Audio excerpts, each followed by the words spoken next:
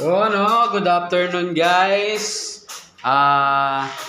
Ito po, ipakita ko lang sa inyo yung ginawa kong wiring ng ilaw. So, ibabaon na lang po yan, yung mga pin light na yan. Yan. So, finish na po yung ceiling natin dito sa isang unit. So, nag-dry run, kumbaga. Nag-try lang tayo ngayon. Sinaksak ko lang muna kasi hindi pa ready yung outlet. Hindi pa kumpleto.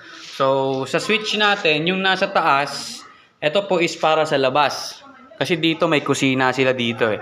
So, yung gitna is para sa gitna. Ayan. Gitna lang para sa dim light nila. So, yung bottom, siya po yung para sa apat na side. Ayan. So, sa CR, hindi pa natin siya hindi pa natin siya ganun ka sigurado. Pero, para sa akin, napakahirap.